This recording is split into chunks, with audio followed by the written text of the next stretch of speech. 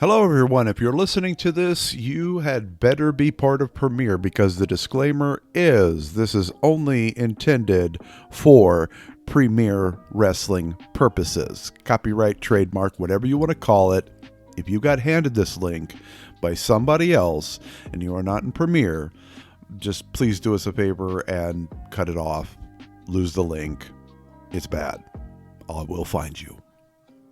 Now that that's out of the way, hi, everybody of Premiere Wrestling. We're going to try something different today with today's class, and it's going to be an audio recording. There is no video.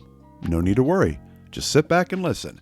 It's just like a class with a lot less interaction.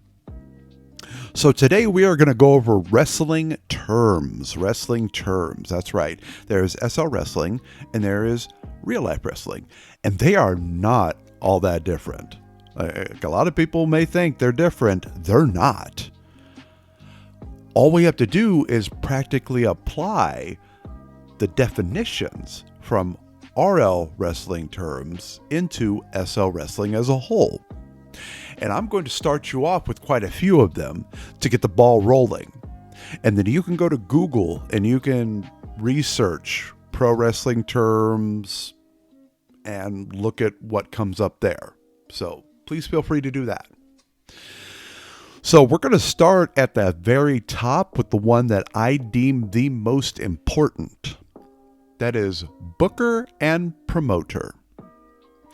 Now, a lot of times, booker and promoter in real life wrestling can be two different people, can be two different areas. But in SL wrestling, most of the time, it's the same person. They are the captain of the ship. They are the leader. You must listen to them. If you go against a booker, if you stand against a booker or you speak out against a booker in the opening of the everybody, that means if you say it in front of everybody, you are the problem. And if anything has gone wrong in that show, it is your fault. Period. Never stand against the booker. Just tell yourself that. If you're going to speak against the booker in the open, in public, you're the problem. Talk to them in private. Pull them off to the side. Oh, hey, look at this. We're in SL Wrestling. There are many, many mediums to message them. Direct message, personal message, private message, instant message, whatever you want to call it. Do it there. Next up, we go to gorilla position. Now, if you're feeling frisky and want to hop in world, go ahead and swing on backstage. There's big glowing boxes. One's blue, one's red. Those are gorilla position.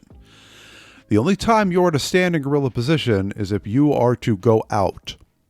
You just watched match 2 come out. So everybody from match 2 just came out. You're booked in match 3.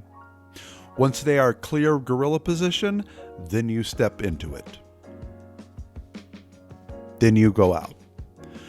But if you're in match 3 and you're booked for match 3 and you hear the opening music and our wonderful commentators welcoming everybody to the show, kicking off the show, and you're standing in gorilla position, get out. Get out. Gorilla position is sacred. We must protect it. We must respect it. Now we're going to go on to burial versus squash. That's right, a burial versus squash. They're different. A burial begins with two combatants whom are strong, whom are deemed to be strong. But one of the combatants is trying to look stronger than the other. They're trying to come off as better than the other. They are not working with them. And a lot of times, in fact, most times, if not every time, it's blatant. Some people try to be sneaky about the burials, and you'll catch them. You'll catch them When you're working on your matches and it's like, okay, I'm going to need you to help me with this. I'm going to need you to do this. And if it's them triggering a move, a sell, if them being in a specific position in the ring and they're not there at the time they're supposed to be, then we'll be able to detect that. We will be able to see if somebody's trying to bury somebody else. So that's a burial. And if a booker orders you to burial, meaning both combatants see that a burial has been ordered, trust in the booker. Trust in them. They have a plan. They will protect you. Now, a squash match, well, that's just a one-sided match, to where one opponent may look like they get a few offensive maneuvers, but it's ultimately ineffective whatsoever. That's a squash. Just one person stomping the tar out of the other person. Now, excuse me. Got to clear the throat. Getting gurgly. In fact, I'm going to take a drink. Everybody else take a drink. Feel free to. I love smart water. Shameless plug. And that leads us to a shoot versus a work versus a swerve versus a pipe bomb. Oh, God. Anyway, a shoot. Now, a shoot, you got to be really careful with shoots, because a shoot is completely off script, and a lot of times it is off character as well. You could be out there in a promo, you could be on Twitter, you could be on Facebook, wherever, and you start poking at somebody's real life. You start poking behind the curtain. You start hitting backstage, meaning a shoot is attacking somebody outside of kayfabe. Oh, don't worry. We'll get to kayfabe. Oh, yes. That is bad. You don't do that. You don't do that at all. That's like if you were mad at somebody and you wanted to express that you were angry at them during a show in front of fans, in front of those outside Premier Wrestling, and you snap, well, that sucks because you're a diabetic. You shouldn't even be here. That's a shoot. I would suggest don't do that, or else you're going to get punished for it. And it's not going to be worth it, ever. But if you feel frisky to and can find some way to do a shoot without crossing a line, then more power to you. Now, a work is what we do to where we want to make it seem like it's a shoot. We want to make it seem like we are breaking character and saying, no, I'm done with this rhetoric nonsense, this theatrical BS, and I'm just going to attack you straight out. And that is okay. That is actually wonderful, because you still attack their character. It's like saying personal words about their character. You find out perhaps a character's mother may be sick. Just the character, not their actual mother, but the character. So this fictional character is sick in the hospital. And, during a work, you could just straight out blurt to them, it's your fault your mother's in the hospital. You're the one that did that because you neglected her. Or something along those lines. You can get really personal, but about the character, about the fictional character. Now a swerve is saying, all right, everybody, I know you've heard that a certain someone is in town, so I guess we're going to have to save that surprise for later. And then later comes, and they reveal a chicken. They just have a chicken come out, cluck in. Like, surprise! There's a surprise I was talking about. That's a swerve. That's a swerve to where you get people in the audience, you get them expecting one thing, and then you give them something totally different. And then just totally different. A lot of times, a lot of the swerves that people look for, that they expect to be coming, but they don't know exactly who to expect to be coming, is in like WWE's Royal Rumble. Like those are swerves. You know, it's like, okay, I hear this big name is coming back. Oh, I'm waiting for it. And then the Brooklyn Brawlers music hits. No. Jim Duggan's music hits. Oh, what the fuck? You know, you're just a fuck. Come on. So that's like rapid swerves all at once. Now, the pipe bomb, which everybody gets their panties up in a twist. Shut up. Pipe bombs will work. Come on now. That's it. A pipe bomb's will work. But you want to make it seem like you're crushing the entire company. You want to make it seem like you're just blurting everything out.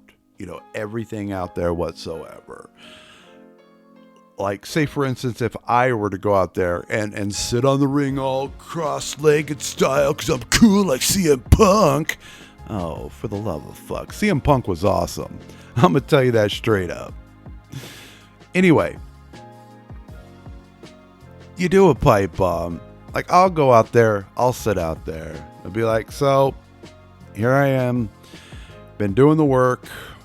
Been doing everything I need to do, yet there hasn't been any change.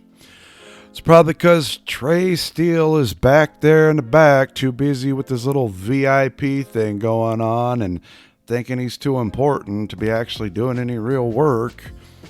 You know, thanks a lot, Trey. He's barely around, doesn't even look in on the company. He's off with his family, which I can't knock that, but seriously, how many episodes of that Netflix show do you need to watch? Can we hit pause and do some work here? But he's not going to, so that's why everything's falling to the wayside. Thanks a lot, Trey. Thanks a lot. And then this board, so to speak, jeez, I've seen plastic surgeons work more.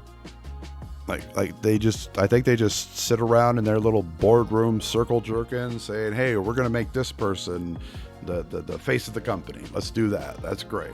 And then it's just like, did you pick them out of a hat? And you can go on from there, of course, you know, and be more specific. But a pipe bomb is a work that's made to seem like a shoot and a swerve all at the same time. So if you were to combine shoot, work, and swerve, you get a pipe bomb. That's it. That's all it is. You can add in a little dusting of truth, but make certain it's not personal and it doesn't really cross a line, or you'll be fired. Then it won't be a pipe bomb. It'll be a rage quit. That's your version of a rage quit. So, don't do a pipe bomb. Just stick to work or swerve. All right, now let's move on to carry. That's right, carry. Now, some people don't like the term carry. Other people are okay with it. It's up to you to decide. Now, carry means that you are pitted against somebody who may not be as skilled as you would like them to be. Perhaps it's somebody whom cannot really keep up with you. We carry each other all the time. All the time. If I have to get all inspirational, you know, footprints in the sand, to where you're walking with whatever deity you believe in, and you say, I see 2 tracks of footprints, but what about right there to where there was only 1 track of footprints? And then your deity looks at you and says, my child, that's where I carried you through your hardest times. And scene. Okay, now that we're done with that acting, carrying, we do it to each other. Whether one of us hits lag and the other one doesn't, we got to quickly pick up the pace. We got to quickly get in there and help carry them because they're going to help carry us. Now, if you feel that you are carrying someone due to laziness, due to their laziness, and them just not really caring, or I don't know if they fall asleep in the middle of a match in real life and you got to carry them, I'm pretty certain a couple people know what I'm talking about. No, that's actually happened, genuinely happened. Then you say something. You bring it up to management. You express it to somebody in management. Please do not spread it throughout the back. Do not talk about carrying throughout the back. You state it in private to management, and that's it. People who talk about carrying in the back are just wanting to cause drama. That's it. They're wanting to stir the shit. And yeah, that's all it is. So if you hear anybody talking about, oh, I had to carry this person throughout the whole match, Jesus. Yeah, they're just trying to start trouble. That's it. Okay, now we're going on to Cheap Pop versus Cheat Heat. Cheap Heat? Cheat Heat? A cheat heat. A cheat heat. A cheat heat. I don't know why I'm going Scottish lately. Nothing wrong with Scottish. It's just I feel like I'm insulting the Scottish by doing that. So I apologize profusely. Cheap Pop versus Cheap Heat. There we go. I learned to enunciate. Cheap Pop is basically, well, in real life, it's going into, the town that you're in and, hey, San Diego, love your sports team. I love this town. I love this landmark. I love this popular restaurant. You're so wonderful. Everybody cheers. Oh my God. It's like he knows me. It's like he's my best friend. Then Cheap Heat is the exact opposite of that. Oh dear God. I'm in San Diego. When was the last time your team won anything ever in that restaurant? Oh God, it tasted like cat poop on a plate. And then this monument, this landmark, well, it just looks like a pair of testicles. So who really cares? That'll get people booing. That's a cheap way to get people booing. So to practically apply it to SL, haha, that's a challenge. Good luck getting Cheap Heat versus Cheap Pop. Yeah, good luck. It's very difficult. It is very difficult to do. Now, moving on, we're going to talk about a few finishes. We're going to talk about a few types of finishes to a match. Clean finish. Pretty straightforward. In the middle of the ring. A pin. In the middle of the ring. A submission. There you go. That's it. Dirty, obviously, is something that should have been disqualified, but then that also falls into the realm of dusty. But a dirty finish is just a straight up disqualification. Just somebody kicked somebody else where they shouldn't have, or they got a weapon, or they didn't break the count when the ref counted it. It's a dirty finish. Now, a dusty finish. Now, dusty finish is one of those controversial finishes to where the audience, the viewer, they're not all that certain who won and who lost that match.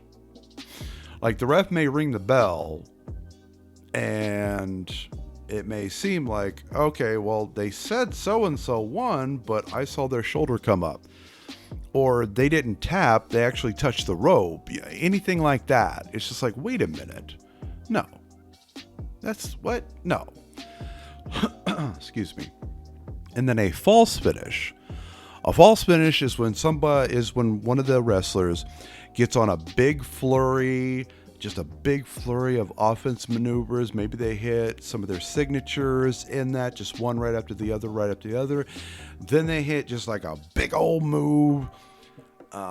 Unless you don't protect your finisher, which you should. A little side note, but I go over that in classes, so if you feel like stopping by the class, so be it. Haha, shameless, cheap plug. Anyway, then boom, big old move. Everybody and their grandmother, it's, oh, they're done. Count them, then 1, 2, and no, their shoulder comes up. Gasp, shock, holy mackerel. We want that. We like false finishes, but not so much. Not so much. In a season, if you get booked all 8 shows, which is rare to get a match all 8 shows. So we'll just say in a season of you in a match, maybe 5 matches, 4 or 5 matches, 1 to 2. Keep it under 50%, basically, is what I'm saying. Keep the false finishes to under 50%, if you possibly can.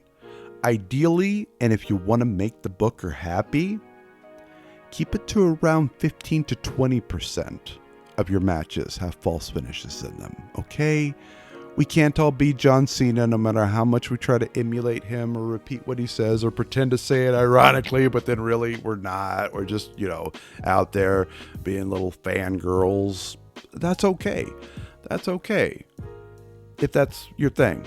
But again, 15 to 20% keeps the booker happy. Anything over 50% and yeah, we could circle right back to burial versus squash. I'm going to get my crystal ball out and predict your future. All right, now we go to curtain jerker. Curtain jerker. Jerking a curtain. This is an honor in wrestling. This is an honor bestowed to you by the booker. Everybody keeps trying to claw their way towards main event. Like, that's it, just main event, that's all. No. Curtain jerking is an honor unto itself. You are opening the show. The booker has faith and trust and appreciation in you enough to say, we need somebody to grab their attentions immediately, and we need them to hook them. What's more important, a first impression or a last impression? They're both about equal. If you ask me, they are both about equal. But a first impression is very, very important, is extremely important. So always remember that if you're booked in match 1, that is an honor. You take that as an honor. In fact, send the booker a thank you card or maybe like an edible bouquet. Whatever you want to do. They genuinely gave you a gift right there. All right, now we're going to paying dues versus hazing. Yeah, there's a difference. See, paying your dues, you're going to get slack from the people who have been around for a while. You get these people, and I admit I've done it before. I've pulled my fair share of practical jokes and ribs, and just on there you go, a little extra one. A rib is just basically one wrestler playing a little practical joke on another one just to quote unquote rib them. It's an old ass term. Maybe talk to your grandfather about it. He'll get it. So paying your dues is, we will. The wrestlers, especially the wrestlers, the pros, they'll test you. They'll test you. If you are in your rookie year, you got to pay your dues by just taking the jokes.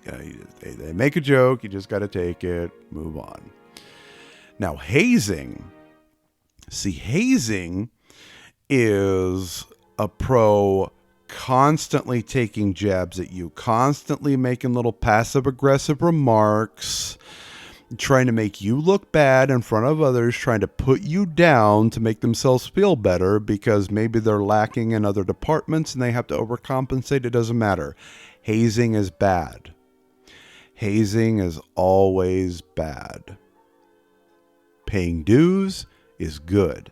You got to. We all had to. Some of us had to pay more dues than others. All right, swinging on to dirt sheet. Now, a dirt sheet.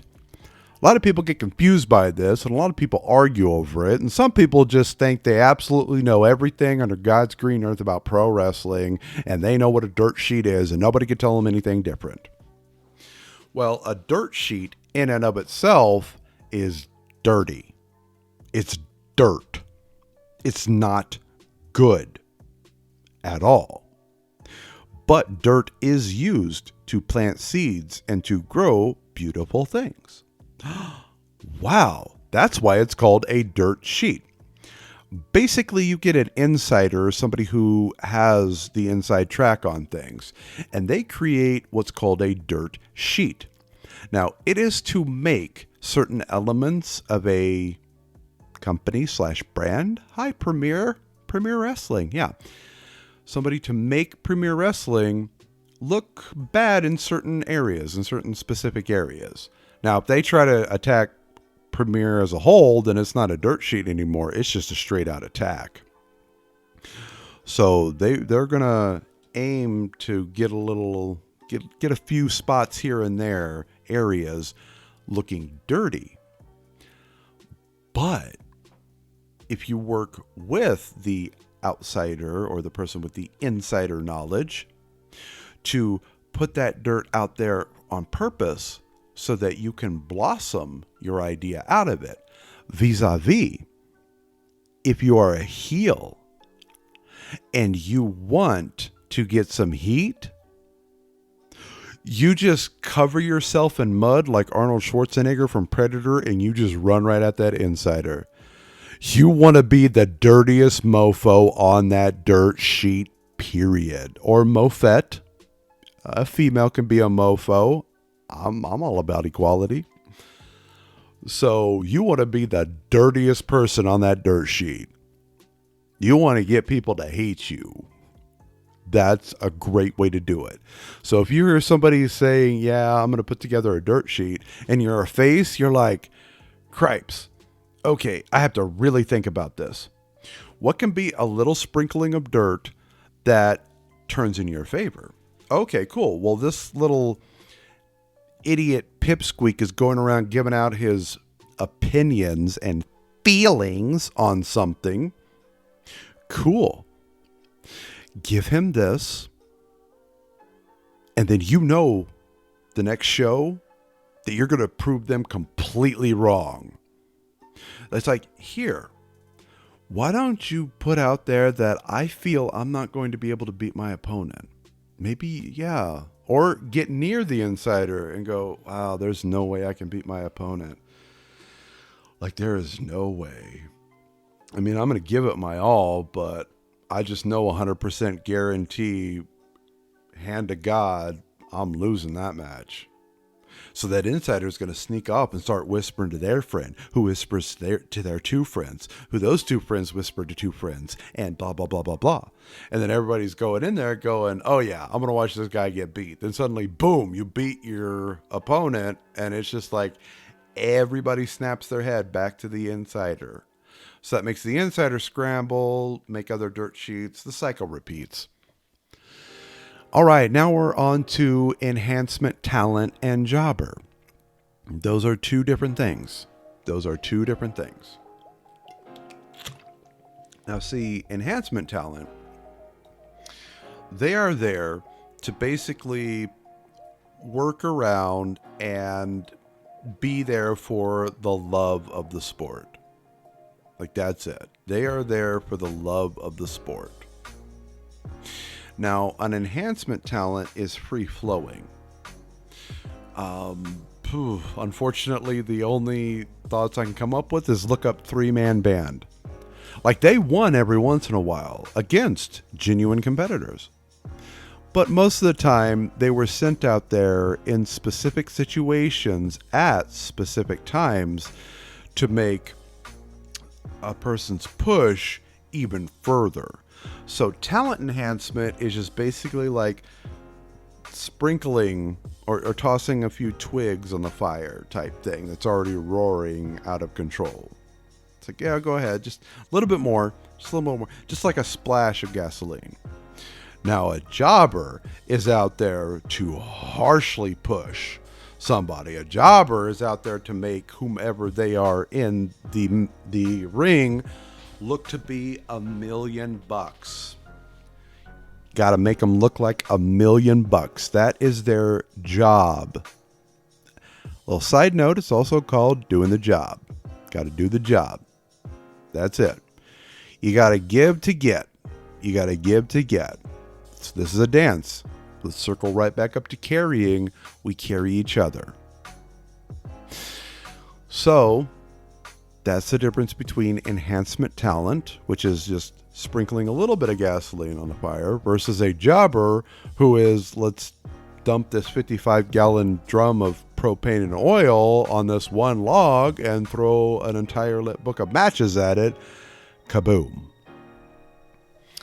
All right, now we're going to go on to faction versus stable. Wait a minute. Are those two different? Yes, they are. A faction is comprised of like-minded individuals. Perhaps it's the enemy of my enemy is my friend. So you faction together to face certain obstacles or an entity that may be larger than yourself by yourself, so you must need help. A stable is a group of people, like-minded, enemy of my enemy is my friend, or people brought together purposefully. Faction is more happenstance. Faction is more because of the times we had to get together. Now, a stable, the first indicator of that is it's brought together by an individual. But even if it is happenstance, even if it is these people find themselves fighting together side by side against other individuals, the moment a faction in that regard becomes a stable is when there is one clear-cut leader. A stable has one clear-cut leader. Period. Without that one clear-cut leader, they are a faction. And they are all equal. And it's beautiful for the duration it needs to be beautiful until it gets tiring. And then everybody turns on each other and that faction is fighting or that stable is imploding. Who cares? Now on to future endeavored. That is the nicest way to say you are fired. That's right. If a company future endeavors you, and yeah, you could put a lot of stuff at the end. Future endeavored, future endeavors, whatever the case may be. You get future endeavor in any way, shape, or form, you're fired. But it's a polite way. It's a nice way of saying, yeah, go out there and get him, champ. But most of the time, you'll hear the sentence, we wish you the best of luck in your future endeavors. That means don't call us because we won't call you.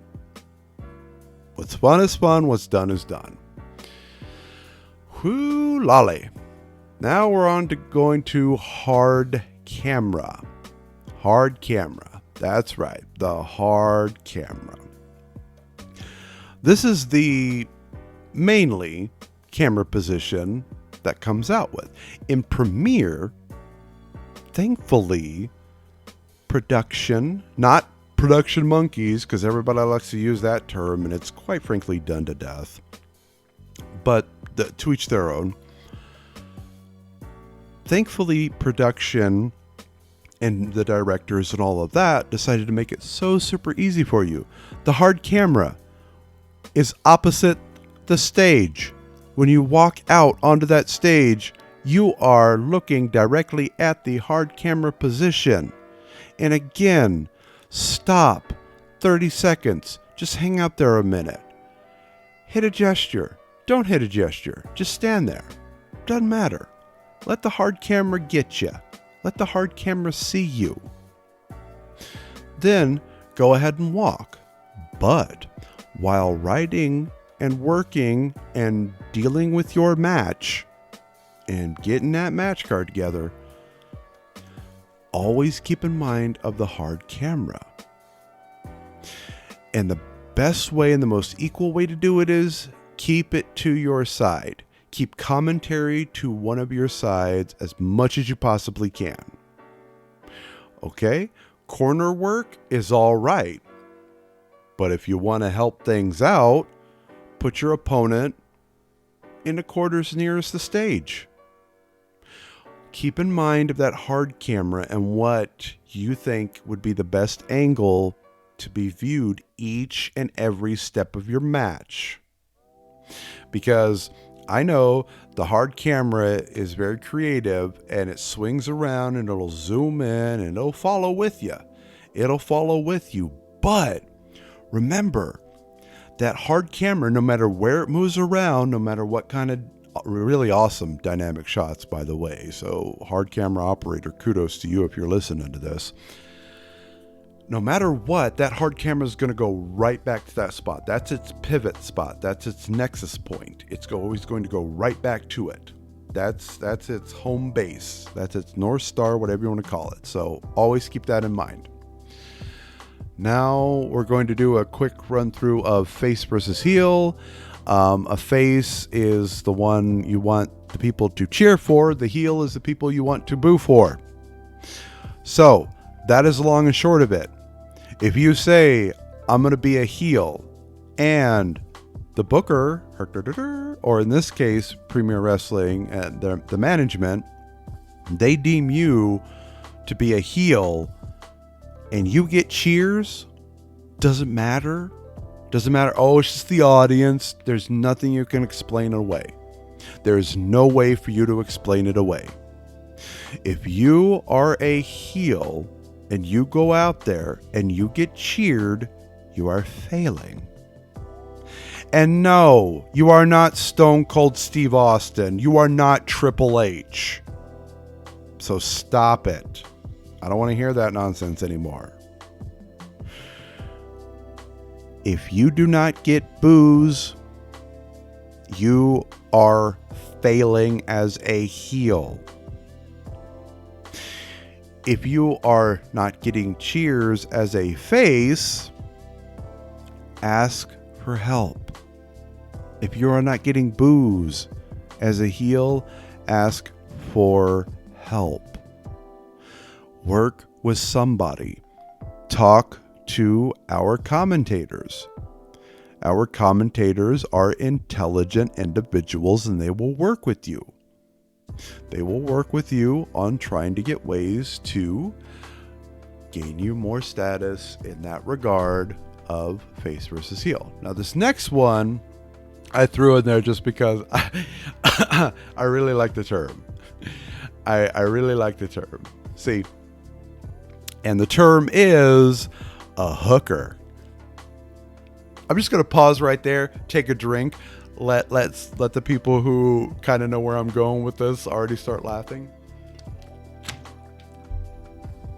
Now, a hooker is somebody who is respected within the, company, within the roster. And they are capable of this, but they are sent out there to talk with people who may feel that SO Wrestling is just fake. That it's so super simple and anybody can do it. Like me? Oh yeah.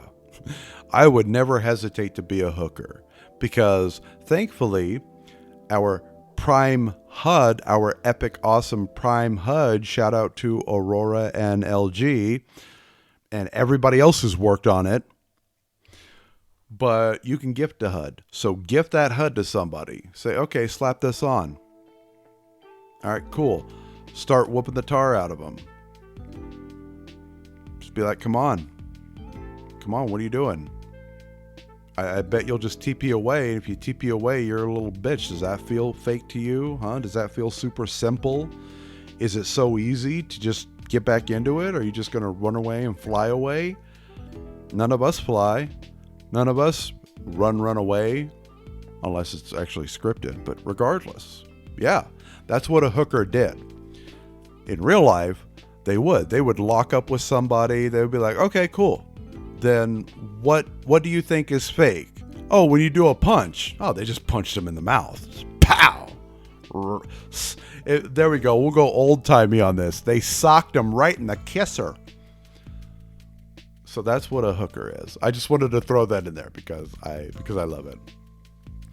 Now, we go on to Mark versus Smark.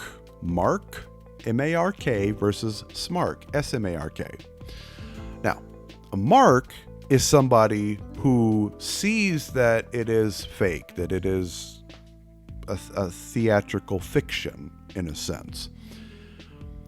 But they still get enthralled with it, but then they're like, I know it's fake, so I can laugh at some things, and then I can't laugh at some things, and you know, you're going to have to deal with the marks, because this is SL. Everybody who comes to one of our shows is automatically a mark. What you want to do is, you want to make them your mark.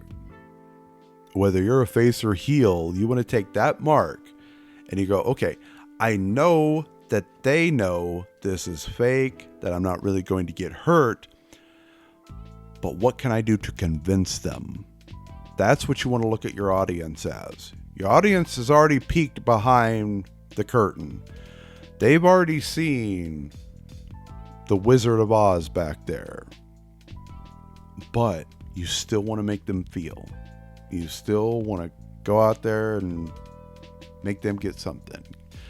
Now, a smark is a lot of times in our business is somebody from possibly another Fed or somebody that's worked with us, somebody who has been backstage, who has worked with a promotion. In real life, it's just people who get insider information. They deem themselves as smarks.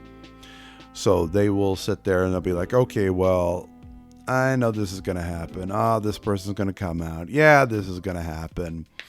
Now, the smarks, S-M-A-R-K-S, the smarks are actually the targets of the booker and the creative team. They're the ones firing at the smarks. You as the wrestler and the performers are going to be the tips of their arrows, the point of the spear. You're going to be that guided weapon to hit them. And that's okay. Because we want to hit them. But it doesn't have to be in a bad way. And again, trust in your booker. They know what they are doing. If you don't, you are a problem. Why are you even here if you do not trust in your booker? Most important. So, trust in the booker. Go out there knowing that you're specifically about to be the tip of the spear to go right after the smark. Hit them. Be okay afterwards. Don't rub it in. Just be okay afterwards. Whew. All right, now we're going on to poaching. Poaching is basically going to another promotion, another company, another Fed, whatever you want to call them, just outside of Premiere, and talking to them and saying, hey, Premiere is great, Premiere is awesome, come on over here. Come check out Premiere, come join up with Premiere. Poaching, never ever be approved. However, if somebody else decided to come on their own accord, that's cool. That's on them. Just be wary. It's so super easy to accuse somebody of poaching. So steer clear of it. If anybody asks you about Premiere and you know they are in another federation, just be like, I don't know nothing about nothing.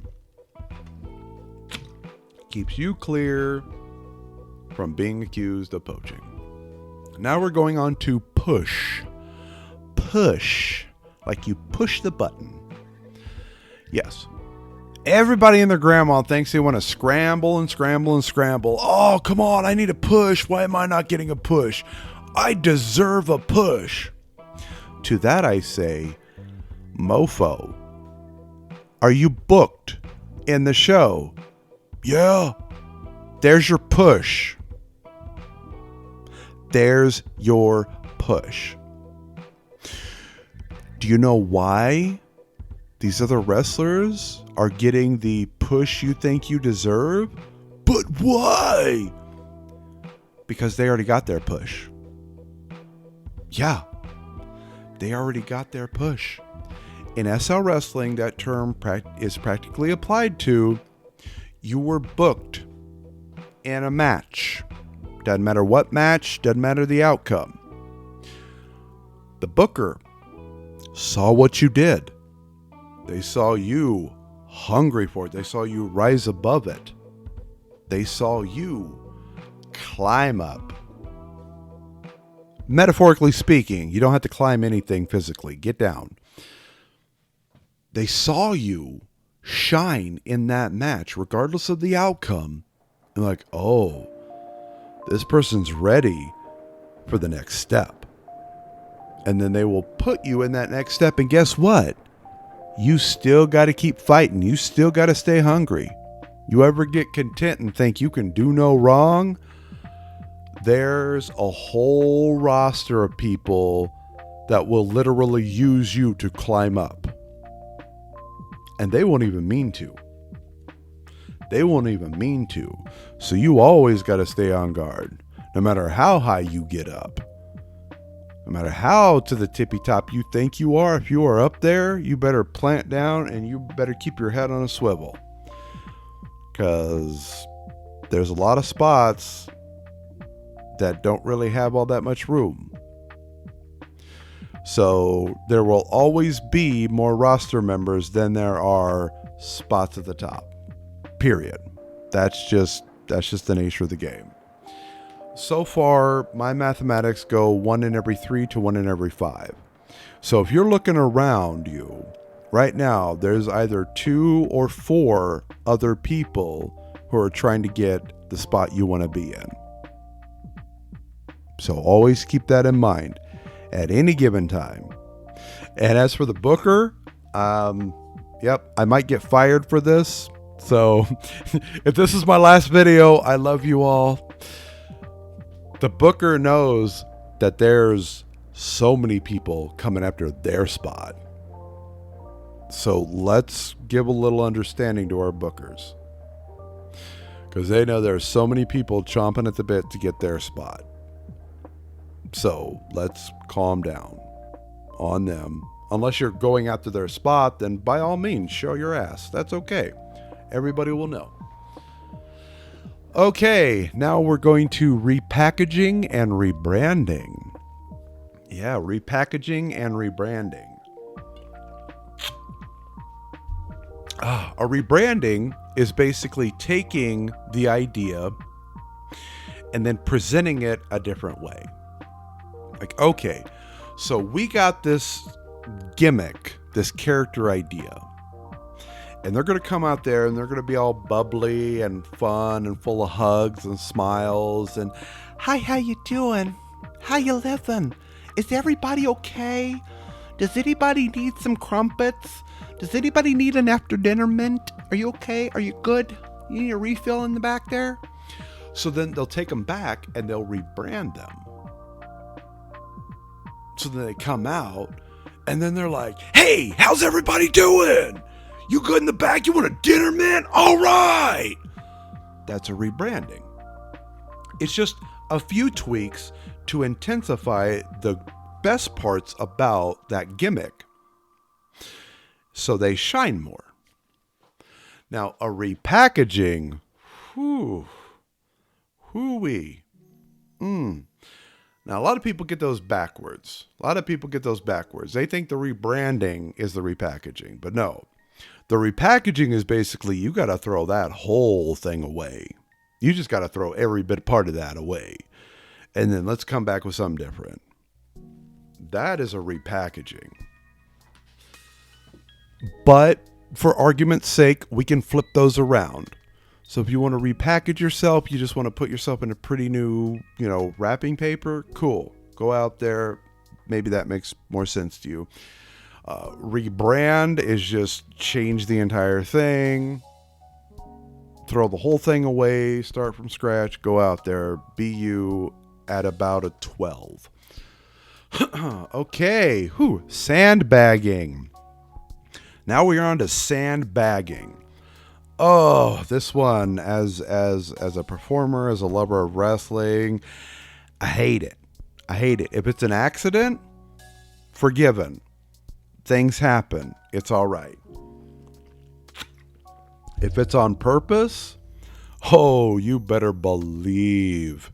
There's going to be a burial in your future. Sandbagging is when somebody goes limp in a match. Practically applied to SL Wrestling. Oh no, I have lag.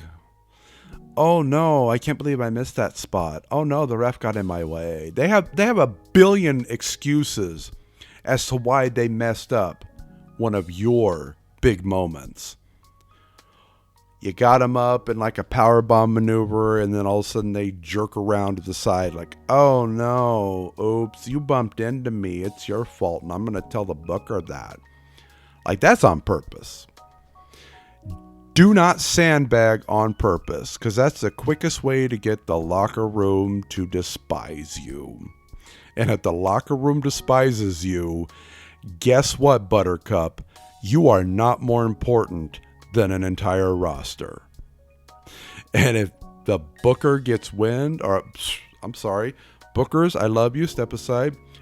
The owners and upper management, business-wise, gets faced with do we get rid of 30 people or do we get rid of one person?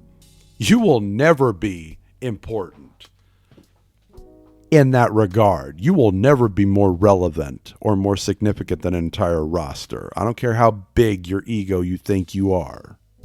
Won't happen. Sports entertainment versus pro wrestling. Well, that's pretty simple. Sports entertainment is trying to interweave and interwoven theatrics and entertainment and all of that fun, happy, peppy stuff inside the bells. Yes, inside the bells. And it's okay. It's okay every once in a while. So that's what it is. It's like, for instance, in the middle of a match, somebody comes and one of the wrestlers offers the other wrestler a piece of cake. That's more sports entertainment. Pro wrestling, well, it's pro wrestling. See, it's all about inside that ring. It's all about itself as a sport.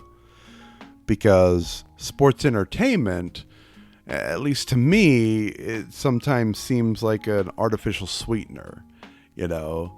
It sounds like a mocking in and of itself. Like, this isn't a sport. It's just, it's sports entertainment. It's entertainment about sports. It's like watching the movie Any Given Sunday and thinking Jamie Foxx is that great of a quarterback. He might be. I mean, I don't know. If he ever wants to take a break from acting and go into football, we'll have to find out. But right now, all sources say that no. So it's like sports entertainment sometimes feels like a spit in the face of pro wrestling. It's just like, this isn't really going to be pro wrestling. We're just going to play pro wrestlers on television. But take it however you will. Because pro wrestling could be non-contemporary and go non-contemporary angles. Yeah. Those of you who picked up on it, cool. If not, go to YouTube and type in non-contemporary Vince McMahon speech. There you go. All right, here we go. We are going to Spot Monkey. Spot Monkey, that's the next one. Spot Monkey. Now, a spot monkey is somebody who thinks that they need to put in 23 different high spots in a match. What's a high spot, you ask? Great question, random person who just asked that. See, I can be a little interactive. Now, a high spot in a match is, say, for instance, something off the top rope. Unfortunately, I would say recently in current times, the Young Bucks are really close to Spot Monkey. A lot of times they do delve into Spot Monkey, but they kind of own it. So I guess that's okay. But you got to build up to that. You can't just run in and just be a Spot Monkey. Spot Monkeys don't really have wrestling ability. So you get somebody with wrestling ability, vis-a-vis the Young Bucks, and they kind of own up being a Spot Monkey, then that's okay. That's kind of passable. Anyway, but to everybody else, it's negative. It's a negative term. If you ever get called a Spot Monkey and it's like genuine, or if you ever say, "Uh-oh, this card is feeling a little Spot Monkey-esque, Spot Monkey-ish," then you might want to tone it down a bit. More lead-ups, more build-ups to those high spots. Don't just be doing high spots and jumping around and doing all your signatures and all your stuff all the time. Because no, a Spot Monkey is not just reserved for speedsters and high flyers. No, even the big old boys, even my happy butt can be a Spot Monkey. Yes, even I can accidentally dip a toe into the Spot Monkey pool and just be like, "Ee, it hurts." All right, now for the final one. This is the one I saved for last. Stretching versus grooming. Now, these, to me, are on the exact opposites of the spectrum. They are the ends of the scale. They are the alpha to their omega. One is alpha, one is omega. They are so drastically opposite. Night and day. But they balance it out. Stretching. Stretching is a term that was dubbed by my personal favorite wrestler of all time, Stu Hart. Stu Hart, ladies and gentlemen. Oh, I'm going to give him a clap. Oh, love Stu Hart. Stretching is when you take a rookie or somebody who has maybe not been around as long as you and put them through the rigors of more advanced pro wrestling. You put them in those advanced positions and you work them hard. As for Stu Hart, yeah, he would slap on a lock or a hold and then grind it hard. He would stretch them. He would make them feel the pain. I'm not even going to quote that movie. We're just going to move on. But yeah, Stu Hart would do that. He would get somebody, even in a simple vertical leg lock, and crank back. And hey, that mofo will limp for a day, but it's okay. Because day 2, they're going to be perfectly fine. But they're going to know for certain pro wrestling is real. So how does that translate into SL wrestling? I'll have a bunch of classes every week. So by all means, just come right up to me and just say, "Hey, X, I really didn't understand what stretching is. Are you hooded up?" "Yeah." "Accept the target." That simple. That's simple. I will absolutely show you what it is in honor of the great, well, unfortunately, the late great. I just hate to say that. I want to pretend he's still alive. The great Stu Hart. Grooming. Ooh, this is a bad one. This is a very, very bad one. Oh, this ruffles every single one of my feathers. This is all 31 flavors of fuck you. And yeah, I saved the heavy curse words for this one. Yeah. And this one's going to get bad. So if there's any kids in the room, They just heard the F-bomb. It's about to get a hell of a lot worse. Oh, they heard the H-bomb. Grooming. If you are a groomer, and I'm not talking about puppies, no. If you do grooming, especially in Premiere, you are a cancerous human being. You are a piece of shit. What is grooming, you say? Well, grooming is when you're working with somebody in a match, and you say, "Well, I know what the booker said. I know what the booker said, but this is what they meant. See, there's the words, and this is what they meant. See, I have to look like I have the biggest whatever, whether it's penis or femininity, I don't know. I have to look like I have the biggest thing ever, and it's okay because you're going to get your moments. See, look at this. You get to move here and you get to move here. See, that's great. You get 2 moves. And thus it turns into a burial, and it's kind of obvious to see that, and so be it. But regardless, no. You can't do that move. You can't do that move on me. You can't do that move on me because I'm wearing yellow today. And yellow today means you can't do that move. Or that move. Or that move. Okay, yes, you can do a shove. To where you'll get a lot of offense, but you're starting to feel like, wait a minute, I wanted to do this, I wanted to do this, I wanted to do this. Now, while I'm writing a match, I don't know if a couple of other people have picked up on it. See, I stretch in that match. You know, we'll be writing, and at the beginning of the one, they'll be like, oh my God, that's awesome! A super double tiger thunder dragon powerbomb suplex pin!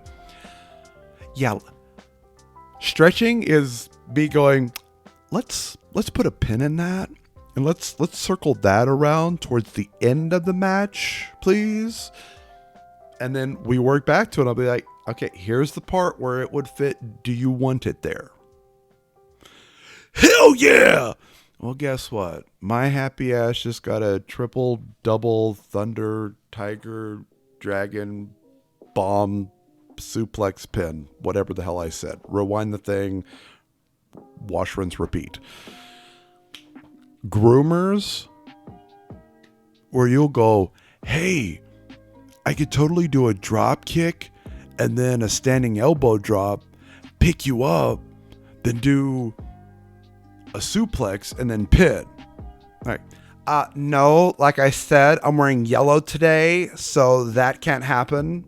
And I've been here longer than you, so I know what I'm talking about. So you cannot do that. No. No. Oh, okay. But the elbow drop, yeah, you could do the elbow drop to my foot, and I'll sell my foot. Like, ouchies, he hit my toes. Elbow drop to my toes. Ouchies. That's grooming. If you feel you are being groomed, it's really simple. Go to the proper authorities. Go to management. Hand them the match card. There you go. Or just say, hey, I think one of management has the match card. Could you review it? Because I feel like there was some grooming in there. Be careful with that, because if management looks at it and says, no, there's no grooming in here. What are you talking about? You hit him with a double, triple, thunder, tiger, dragon, bomb, suplex pin. What? There's no grooming in there. But look at the rest of them. Like, no, don't worry. Management will know. Management will look at it spot for spot. They'll look at it spot for spot.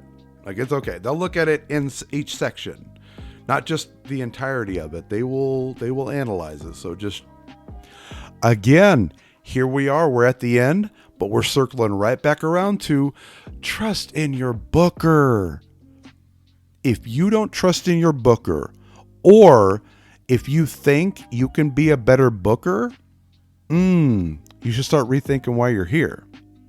Now, if you start expressing that you're better than the booker, get out. I'm going to tell you that. I'm not even the booker. I'm just going to tell you, get out right now. If you start expressing, you start saying that you could be better than a booker, get out. Be gone. Bye-bye. All right, everybody. That was just a bundle. There's quite a bit of bundle. Now, I want you to take that. I want you to take everything, this whole video, if you want to watch it again. Maybe it'll help you go to sleep. I don't know. If you turn it down just a little bit, it might sound like I'm like soothing you to sleep and everything is going to be okay. And how about a warm cup of milk and a body massage? You know, whatever the case may be. Whatever the case may be. Just go ahead, re-listen to it, check it out again, and everything will be great. But I want you to do is to take everything that I've talked about in this and how I practically applied them to SL Wrestling. And then go ahead, look at some terms that I did not cover, because there are a lot of them that I did not cover on purpose. I want you to practically apply them. And if in passing, this is not, I repeat, this is not a test. This is not a test. Oh my God, I'm about to get into that. Oh, I better stop that. Okay, no, seriously, this isn't a test. Please do not send me a bunch of instant messages or emails. I do not want anything in my mailbox. I do not want a carrier pigeon. I do not want smoke signals. Do not contact me with this at random. If we're hanging out and we're chilling and we're talking and it's just us hanging out, which we do a lot in Premier Wrestling, and let's make more of that, come talk to me. Be like, okay, I took this term and this is how I practically applied it to SL. I want to hear that, because I myself am forever a student of wrestling. I am. Whether I've been in it for 19 years or not, it doesn't matter. So please share with me your practical applications for this. All right, everybody, that's been Wrestling Terms. That's been the class. Went a little over as usual, but come on now. Did anybody have any doubts for that? All right. I will see you in the next class, whether it's audio pre-recorded or I'm there and it's more interactive.